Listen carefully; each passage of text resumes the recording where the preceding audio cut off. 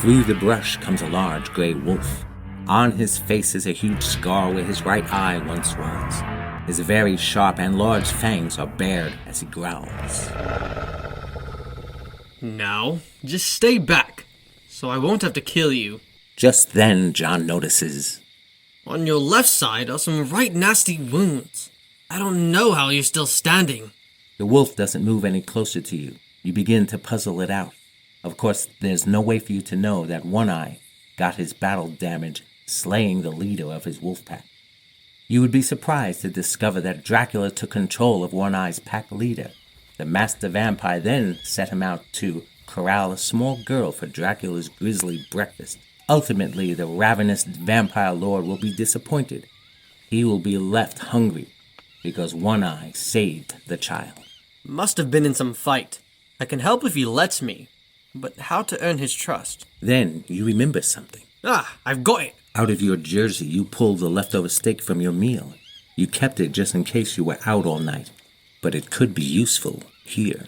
Okay, One Eye. I will just leave this piece of steak here for you on the ground. See, I'm putting the laser away. The wolf smells the meat and approaches slowly. Once it begins to eat, it rubs itself against you playfully, in gratitude. There's a good boy. Now, let me just tend to your wounds. Always did love dogs. The large wolf seems comforted as Agent John Brown plies his medications to One Eye's injuries. Once patched up, the large wolf licks Brown. This wolf has just joined the ranks of those John can trust. The day wears on. Due to the cold, you light a fire. After a few hours, you say, Come on, Z4. Where is my drone? You take 20 more minutes, I won't make it back to Dracula's castle before dark. Poor Larry. Brown hears the buzzing of rotor blades and looks upward. Yes! Thank you, Z4. Your drone-to-door service is great. The drone lands in a clearing. Agent 006 gathers his equipment from the package. As he prepares to head for the castle, he looks back at his new canine friend. With a tip of the hat, John says, Nice having lunch with you, old boy. But I must be off to Dracula's castle. Cheerio.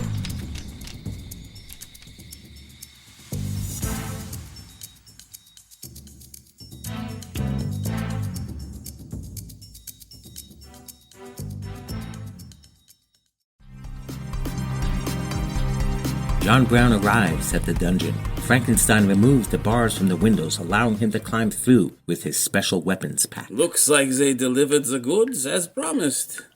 Bravo! And here's your wolf watch back. Just in time. 5 minutes from now, things would have gotten hairy for me. We're going to hide until 10 minutes before dawn. Then we attack. Let's go over how. After Agent Brown fills them in on his plan, the living collection of cadavers men call Frankenstein breaks the lock on the cell door. Each outfitted for battle leave the cell behind, heading into their night of deadly peril. Most of this night is a high-stakes game of hide and seek. John will give the signal to attack when the time is right. This is the hero moment he wanted all his career. The question is, will he be ready?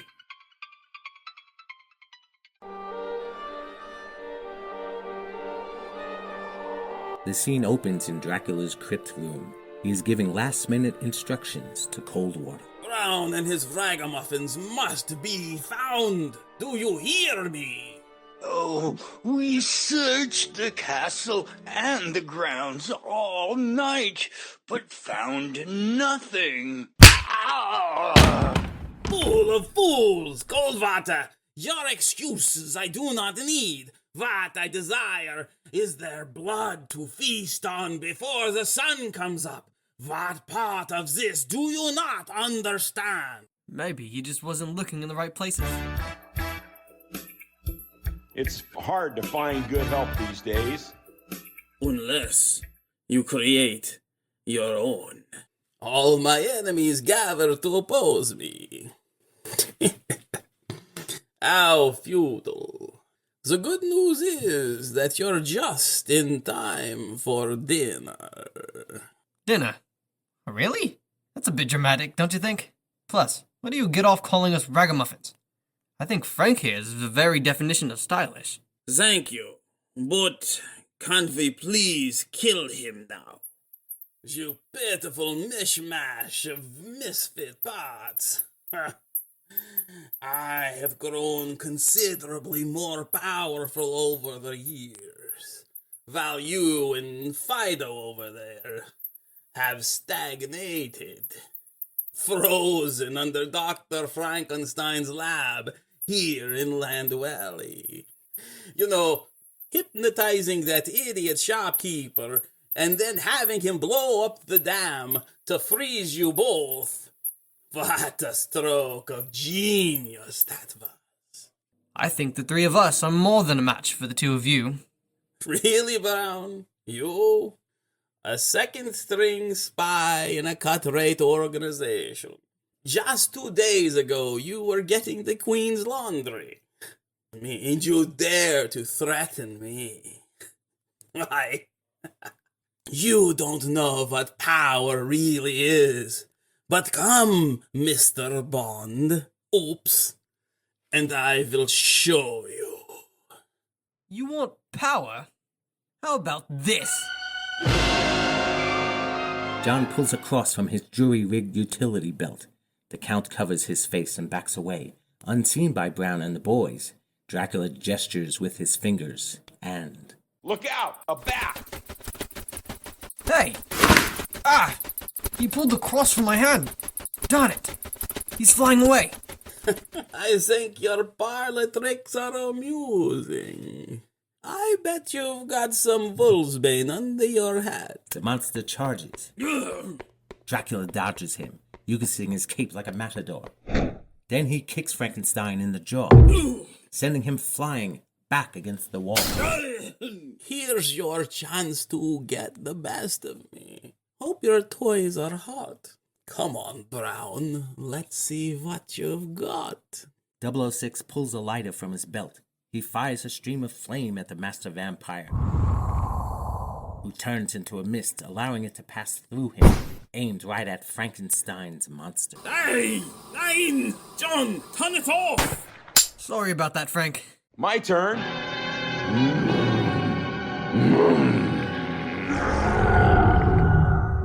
The newly transformed werewolf slashes his claws 3 times at Dracula. He blocks them all. You try to slash me with your hardest stuff, but your claws and teeth, you'll find they're not sharp enough. Then the Count floors the Wolfman with a beautiful combo. Set the record straight, Snoopy. You just never were that great. For a second time, Dracula attempts to override Larry's lupine mind. The battle of wills is on. But this time, it's the wolf who wins.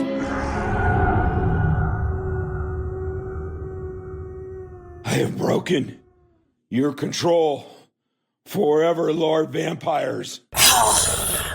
Oh, indeed. Indeed you have, Uncle. Bravo. Sadly, the same cannot be said for my other children.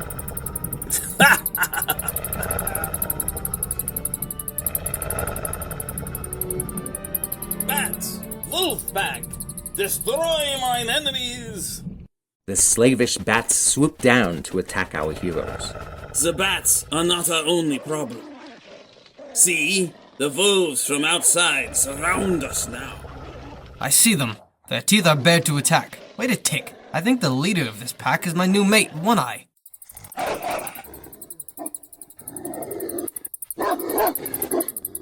The wolves are attacking my bats! What madness is this? My brothers are tearing your bats to ribbons. Shouldn't have counted One Eye out, Dracula. The wolf you tossed away has come back with a vengeance. Go get him, pal. Let's hear it for the second raters. Then an enraged Dracula with blood in his eyes snatches Agent John Brown into the air. Indeed. No! John! Escape me, Brown. I've got you. In midair, Brown struggles against the vampire's iron grip, but to no avail. 006 springs his laser pen from his cuff. You're not an agent, you're a clown. Do you really think that little toy can hurt one such as I? John's shot goes right through Dracula, hitting the wall behind him. Then, like clockwork, the Wolfman leaps and claws down the particular tapestry that Brown targeted. The dawning sunlight streams in, burning the undead nobleman's back. Dracula retreats, dropping Agent Brown. Oh, I've got you. Are you okay? very handy, Frank. Thanks. How about letting in some light? The smirking monster runs full steam into the castle wall, bursting through it to the outside. Sunlight floods into the room, burning Transylvania's nightmare to a crisp. Toasty, isn't it? Frank, Silas Coldwater is making a run for it. As Silas runs for the exit, the enraged monster of Frankenstein grabs the terrified industrialist in one huge hand. The other is balled into a massive fist, about to come crashing down on the cowering villain. Don't! Frank, you'll kill him! That is no less than this worm deserves. The law will take care of him. Please, Frank, you're not like him. Mine own father would disagree with you. Dr. Frankenstein may have built you, but he gave up the right to be called your father long ago. You have a choice, Frank. You can behave like the monster they think you are, or you can be the hero. I know you are. It's up to you. Coldwater, I am turning you over to man's law. You will go with Brown. Remember this, if you find some trick to get you out of paying your debt to society, I will be on the outside, and you will answer to me.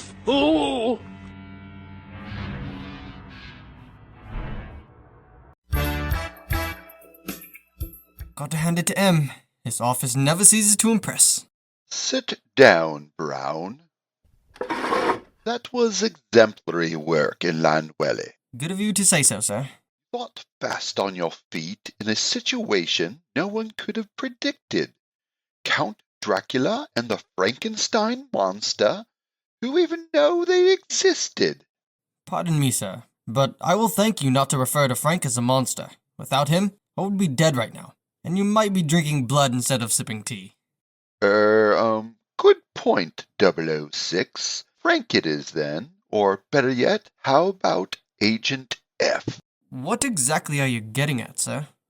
Must I spell it out for you, Brown? Your last case has alerted us a reality we never planned for, or even took seriously.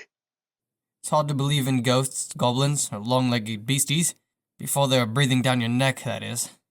So you see my dilemma. We at MI6 believe that you and your team are the proper solution for it.